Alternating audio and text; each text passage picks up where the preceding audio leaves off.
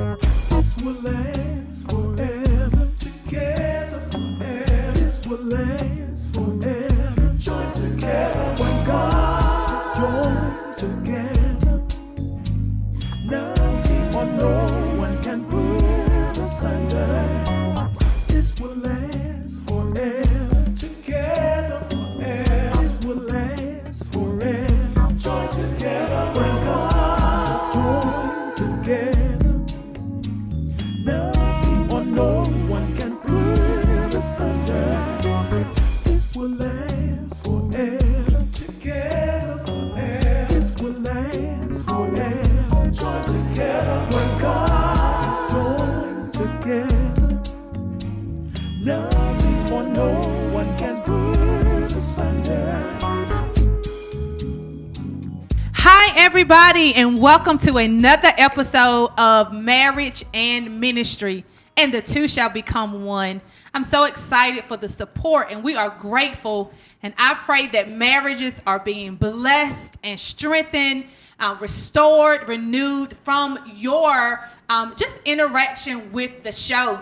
And so we're going to keep along this marriage journey, because one thing I realize is that we never arrive. It is always something to learn, and there are always things that we can do to grow. I'm excited about my guest today. I have Pastor Keisha Spivey and Mr. Eric Spivey. And so Pastor Keisha and I have been accused of being sisters. And so that's why I'm excited about it today. We just go with it and we tell everybody we're sisters. Definitely same daddy. We are sisters in Christ, most definitely. But find out that we have similar thoughts and actions of just the way we approach ministry and mentoring others whom the Lord sends our way.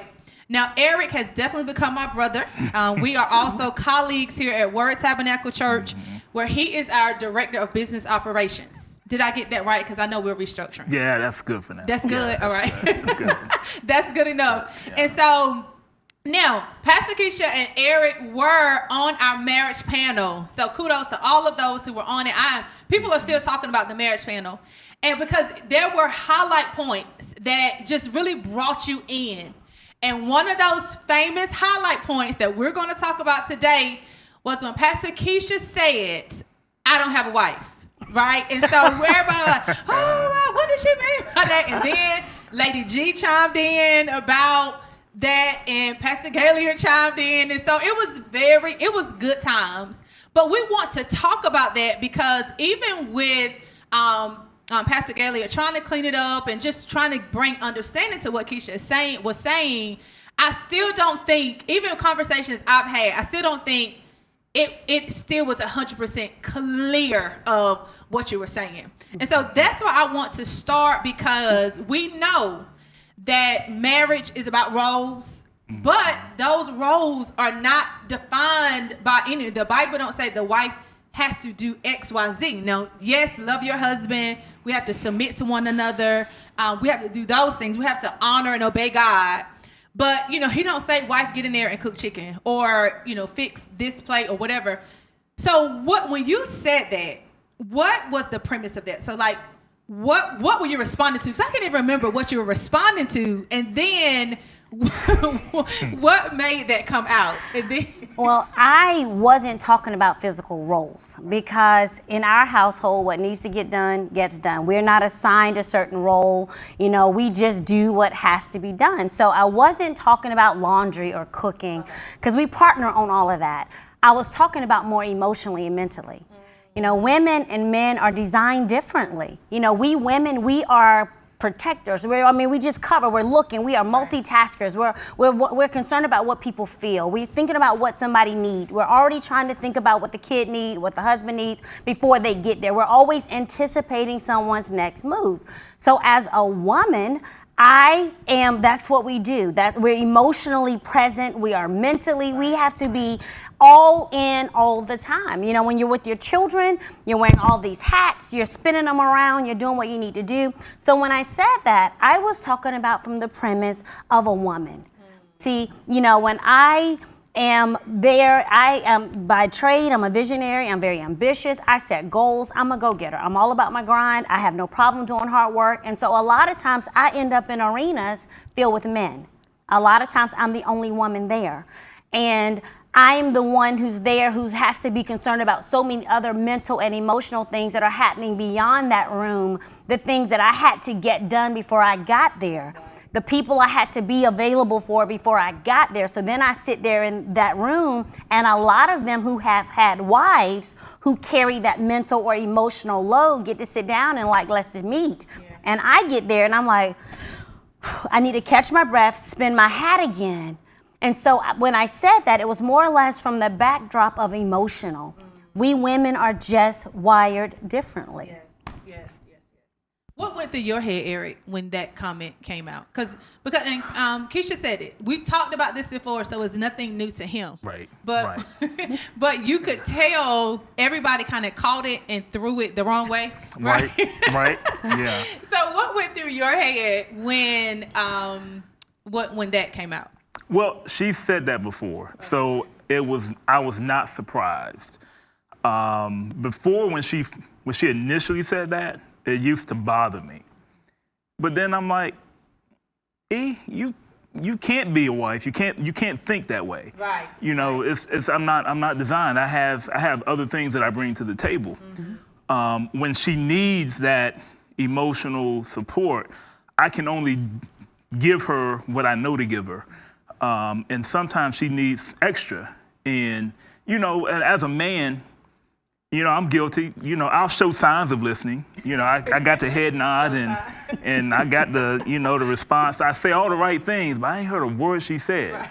You know, I'm real good at that. And then sometimes she'll catch me because she's starting to figure me out. You know, she'll see something that tells her he's not listening to a word I'm saying. And she'll ask me a question, what did I say? And I'm like, busted, right. And so there are gaps, you know, that I'm just not able to fill. And so when she made that comment, I knew where she was going. Right. And I'm not bothered by it anymore because, you know, I'm not made that way. Right. And so in what she does, I get it. She gets into the room and you have all the men fresh, you know, they ready to meet and ready to handle business, and she's just finished dealing with the kids or dealing with fixing dinner or, you know, trying to make sure dinner's ready before she goes to the meeting. That type of stuff, because I don't cook. Right. Not regularly, you know, that's not what I bring to the table. So those are the things that she was talking about, which I fully understand. So. And I love what came out of both of your responses. It was a confidence in where you've landed with this. Right. And I think a lot of times, and we're talking about oneness and the two shall become one, marriage and ministry, that what hinders people from landing together is they don't have a confidence in each other or just in themselves. And so, Eric, if I must say, you have a calm confidence. And, you know, Pastor Keisha, I call her a powerful person, a powerful pastor. Mm-hmm. So she packs a lot. Yeah. But I've learned that just from being your colleague, when you do speak, because you don't speak a lot, mm-hmm. we need to listen. You know, people need to tune in because what you're going to say, because you don't speak just to be speaking. Right. So how did you all arrive at that? Because I have seen people still married 10 years, 15 years, where they still need so much from the affirmation from the spouse. And I'm not saying you shouldn't affirm your spouse, mm-hmm. but they just not confident in what they bring to the table and vice versa. They're not confident in each other and they're not confident in themselves. How did y'all arrive at that? Because that is what I heard from both of your responses. Like, he said, I don't get bothered anymore. This is where we are. This is who we are. So y'all want to talk about that journey? Yeah, you. I'll let you. I wish I could say it was an easy journey, but it wasn't. I think for us, it became a decision because I am go get it. Let's get her done. I have no problem opening my mouth. If you ask me, I'm going to tell you. Yeah. You don't ask me, I just might. And so that's just my mode. And so for me early on, I wanted him to be more like that. I was like, come on, let's.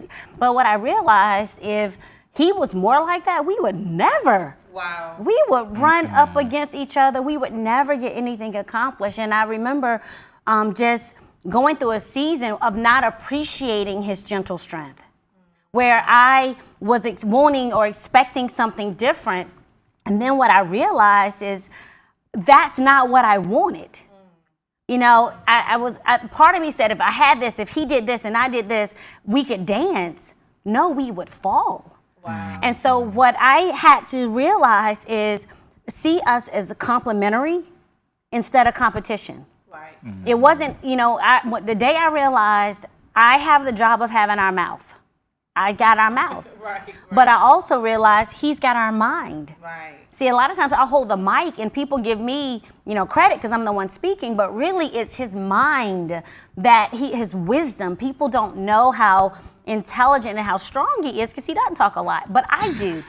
So his mind is what works for us. My mouth is able to give breath to what he says. So when we realize that doesn't make one part more important or make one better or weaker or none of that. It just, we had to figure out how to get in unity on that. And the more unified we became on that, the more we were able to accomplish. The faster we could move ahead, the less bickering over the parts, and us just figuring out how to be great at what we were good at, how to take it from being average, how do we become better, how do we make that work, and figuring out the parts that I'm strong, just let me be strong, and the parts that he's strong, let him be strong, and figure out how to maximize the strength and get better at covering each other's weaknesses.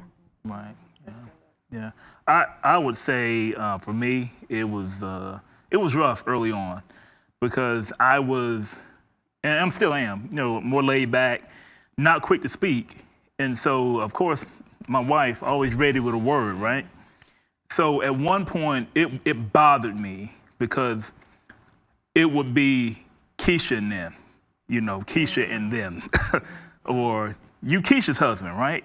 You know, it was like I was almost invisible because I didn't speak a lot and because she was always out front talking. You know, I don't want to be out front. So what would you expect?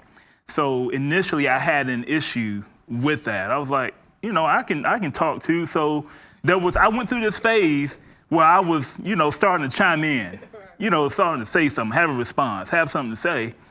And I'm like, it just didn't feel right. It's not me. You know, I don't like to waste words, and I don't like to talk just to hear myself talking. I'm not going to out-talk, out-move. She moves too fast. She walks fast. She's thinking light years ahead of me. I can't keep up. I'm okay with saying that. Right. I can't keep up. But what I can do is I can just keep my pace, right, and I can just keep moving. And that's when I got comfortable doing that, I stopped trying to compete with her. And I stopped trying to passively make her dial it back because I went through that phase too. You know, was trying to get her to, you know, respond like I would, you know. Oh, wow. And, you know, just like she was trying to get me to, you know, to do something, say something, I was trying to get her to not do something, not say something, just let it go. Right. You know, and then I realized that's not her. So, I tried it, Stephanie. And she tried it too. I went through a season. She did. I didn't speak. I lowered my tone of voice. Yeah. I slowed down. I was not as expressive. And after about a week or so, he's like, look, I ain't married that. It didn't fit. It didn't fit. Stop. Just stop. It didn't fit. Right. That didn't work. Go, just do you. Just right. do you. So exactly. I tried it, but it didn't work. Right. So. Now, did that, and I appreciate what you all both said, that you were willing to sacrifice for the sake of the marriage if it needed that. Right.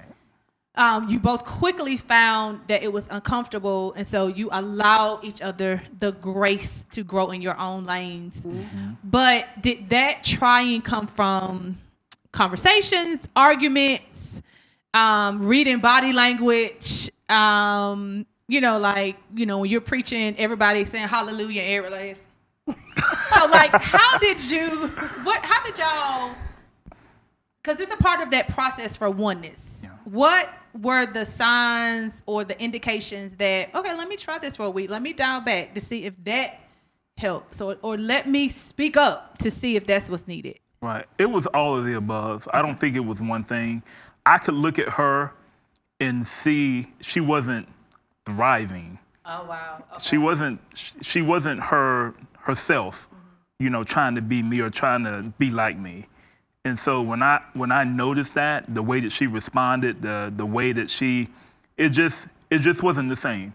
You know, that's not her. You just gotta let her be her, and everything will fall into place. And so I think it was all of the above. We talked, we argued, we did all of that. And I can't say that there was a time that she would be speaking where I was like, you know, that's not me. Right. You know, I might say something in my head. Well, okay, let's talk about that later. Right. But knowing me, Right.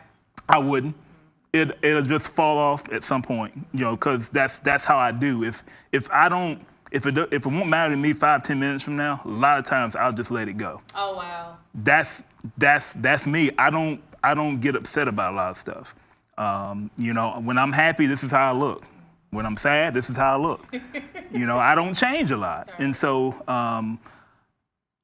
she had to get used to that because she is from one end to the next. You know, if she's happy, she's jumping around. When she's not feeling it, we know it. Everybody knows. We know it. And so, but that's what we bring. That's what she brings. So I would have to say it was all of what you just shared. Yeah. And the only thing I like to add, I think for me, I was getting angry because so many people were misunderstanding my husband. Oh wow. I would get angry because I would see people look past him or not realize what he brought to the table. And so I'm like, you know, let him know show him something, do something, say something, have an opinion. And what I had to realize is what people think of this and how we work. And I, you know, remember hearing men, you know, how can he be married to you? Because you're so strong, you're so vocal. And I'm like, because he's got something to say. And I felt like I had to defend him. And I realized I don't. What happens in our house, that's our business. What makes this work? We don't owe anybody, you know, an explanation. I don't have to defend him. He is who he is.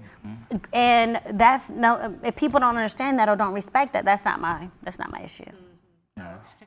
And that's really, really, really good. And I know I have a friend that she's an apostle. She just went through a divorce. Her husband was the bishop or vice versa. I'm not good with titles.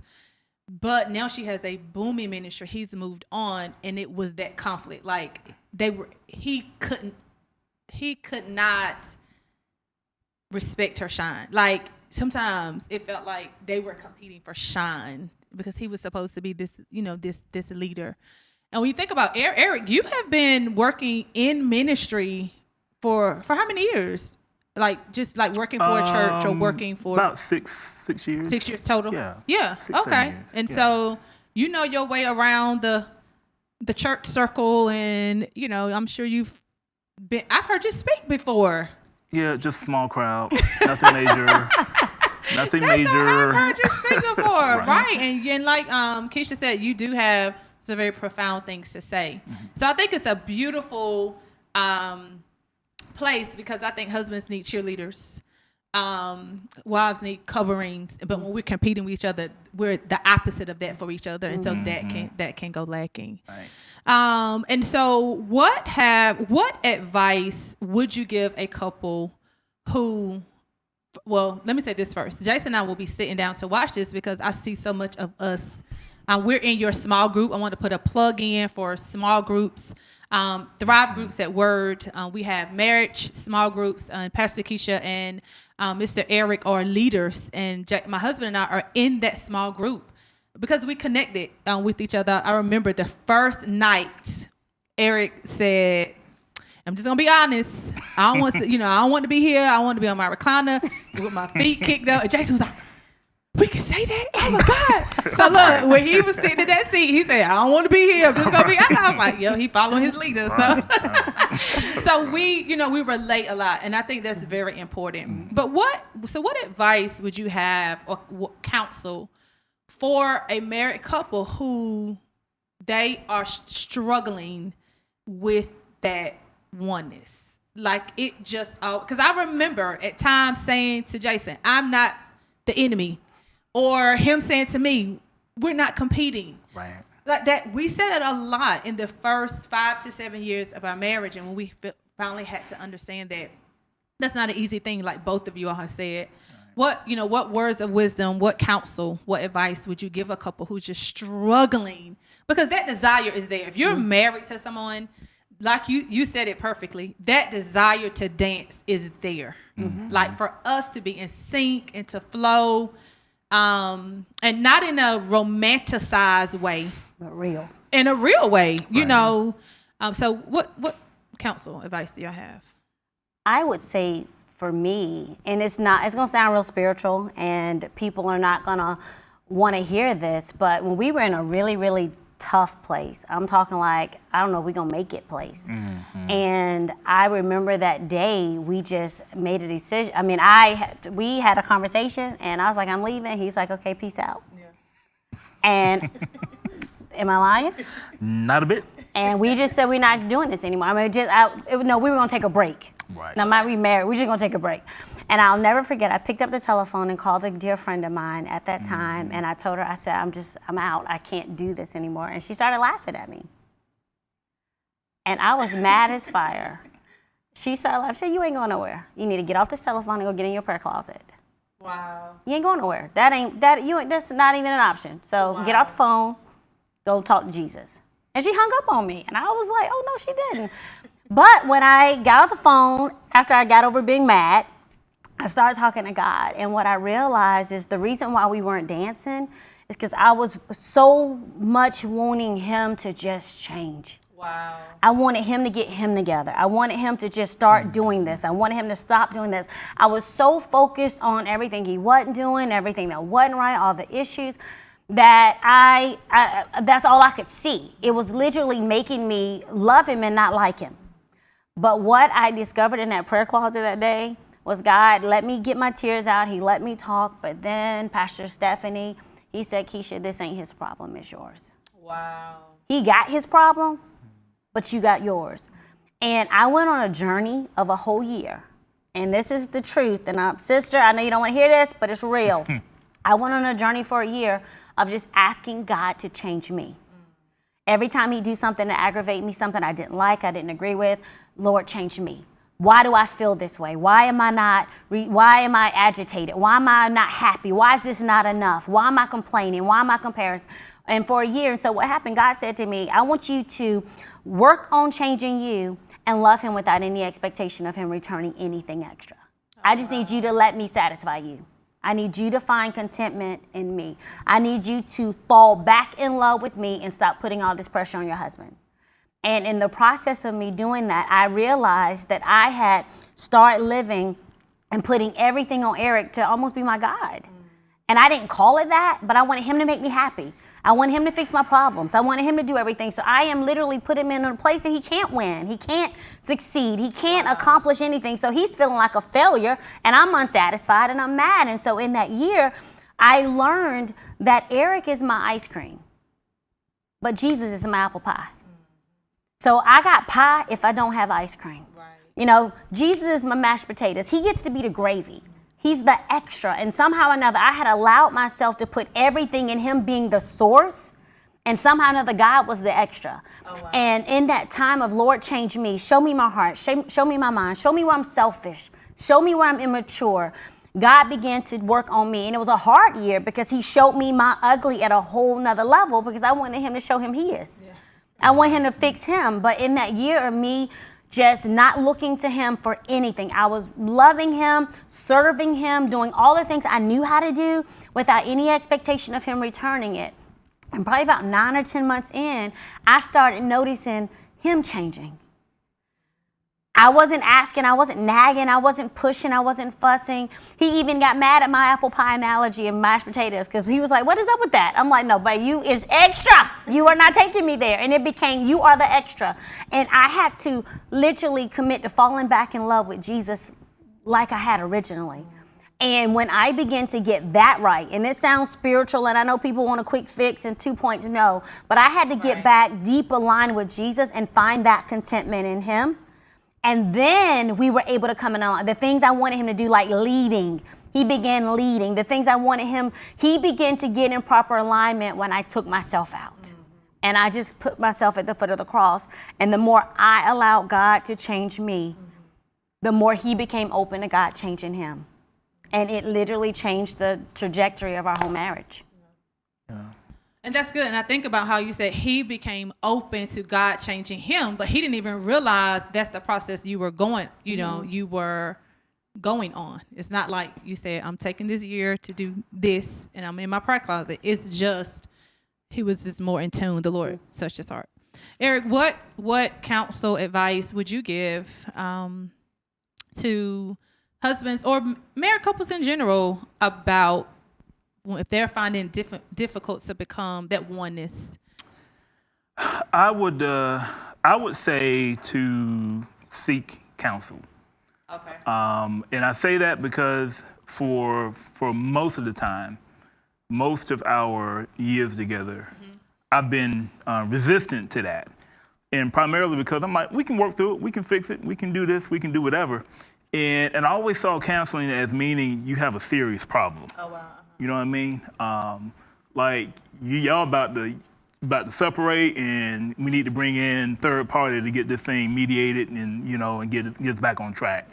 And that's not what it is at all. And so I finally relented and said, you know what?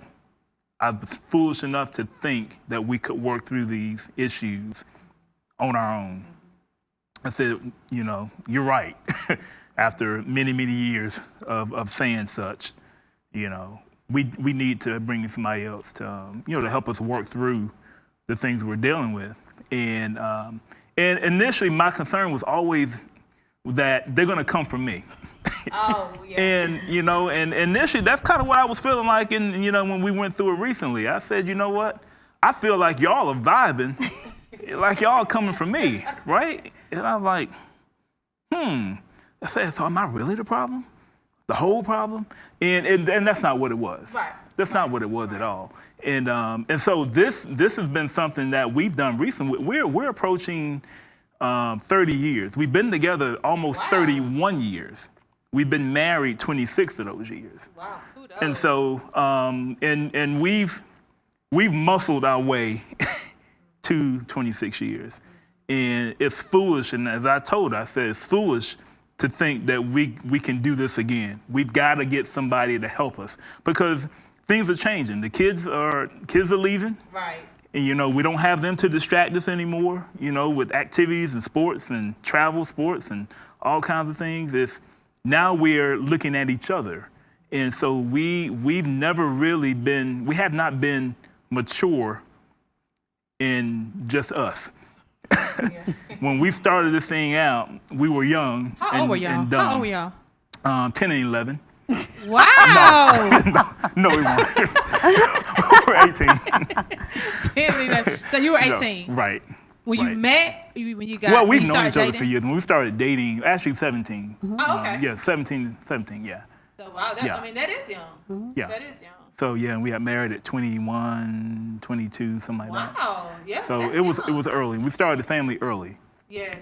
So it's always been up until recently, the kids and us. And as we began to mature, the kids were still there, and we were still activities and just all kinds of just life. Right. And so when the kids left, we realized, man, this thing is real.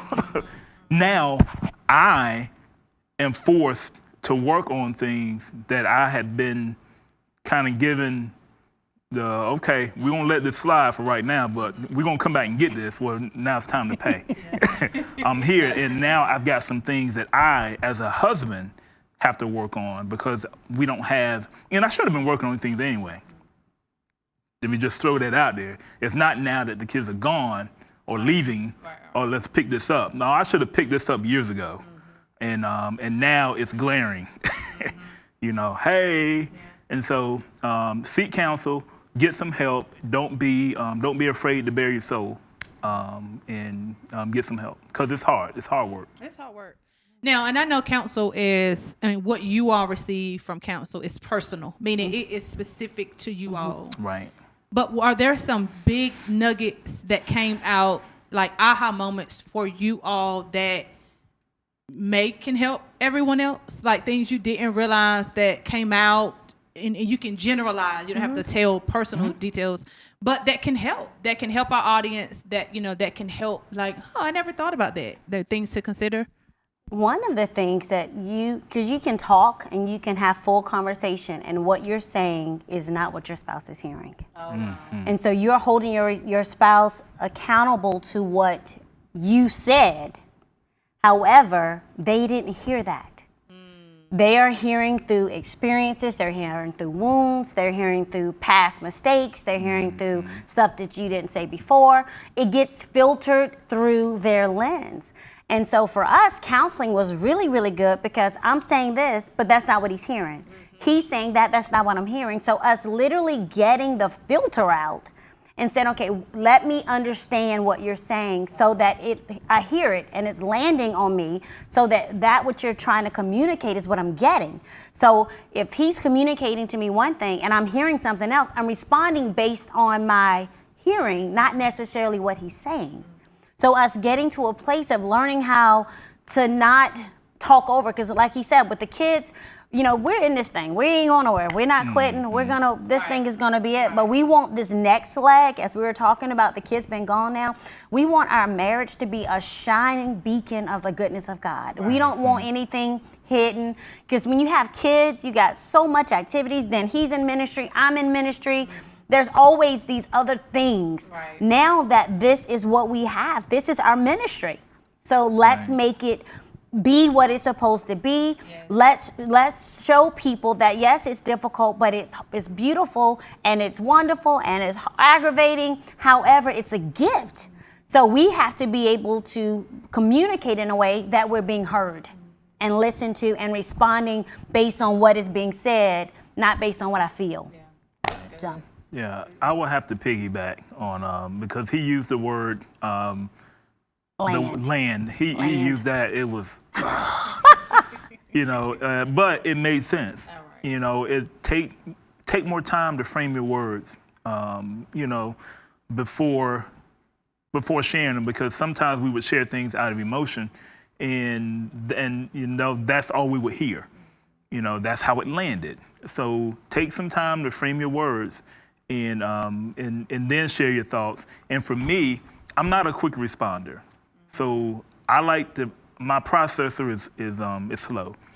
So when she says something to me, I don't always have an immediate response.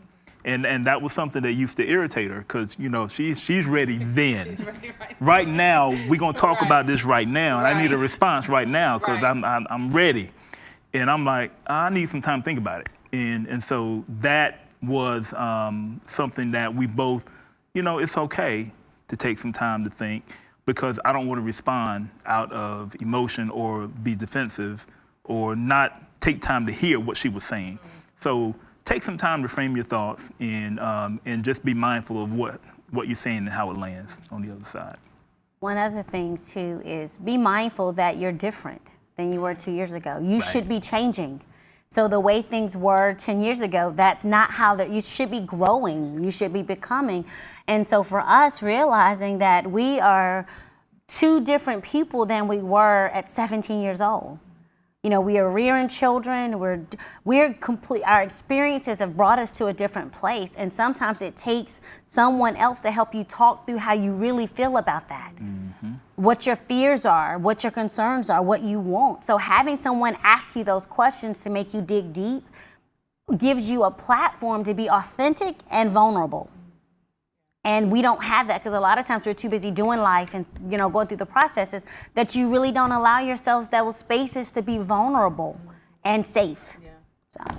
And I know, it has been 30 minutes, but I want to talk about another popular statement that I know you have been getting a lot of feedback on, was how to be a strong woman versus a woman of strength. So do you mind if we stay and talk about that submission for the wives?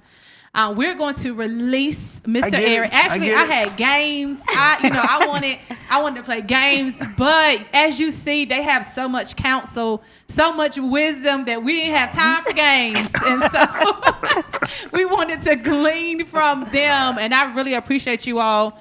And I know you are starting churches in Africa. I know you are saving the world. I know you both are just doing a lot. But I think I heard you mention earlier when you do kind of marriage coaching for couples. Do you do marriage couple? Okay. Mm-hmm. So I would say, y'all, you've heard it today on Marriage and Ministry, the wisdom that Keisha and Eric has. And it's not just book knowledge. I know they're very learned and educated. It's experience. It's what Eric said. We fought through. We have fought through this thing. And so if you are struggling in your marriage, if you just need, as Eric mentioned and Keisha mentioned, just that voice of reason, that person to say, no, that's not what they're saying. That's just what you're hearing. Then, find them. Yep. Eric's an employee here at Word Tabernacle Church. Pastor Keisha is the CEO and founder of Ripple Effects in the community, but also Keisha B. Spivey, living to the max, living to the max. She's on Facebook, and she has phenomenal rates for coaching, and I know she does that, and I know that they together. It's not about profit for them. I love that. It's about you profiting, you benefiting from that. And so thank you all so much. Thank you. I really hope that our audience will take advantage of all of the wisdom and counsel. And Eric, I promise I'm leaving you alone. Hey, every time I get it. but he does so well. He does. And you do so well. Y'all both have done so very well. So we're going to release our brother Eric, and Pastor Keisha and I are going to just have some wife chat. We're going to talk about this thing called submission and what that looks like. And she's going to give us some very practical things to consider and to do, wives, because I think if we can get in line with God's order of marriage, and not just because I was talking to Terry Regal, he works in our media ministry.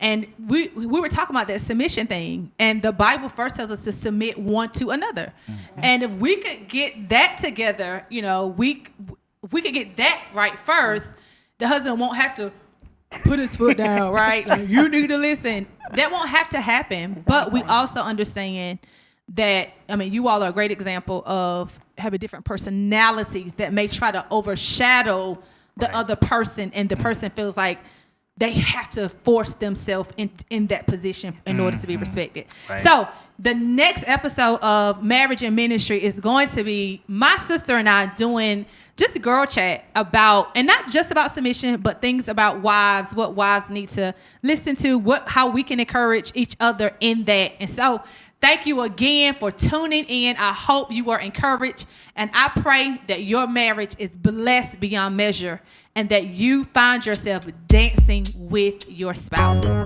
Enjoy. Forever together, forever. This will last forever. Join together when God is joined together. Nothing or no one can put asunder. This will last forever together, forever. This will last forever. Join together when God is joined together. Nothing or no one can put asunder. This will last forever together, forever. This will last forever. Join together when God is joined together. Love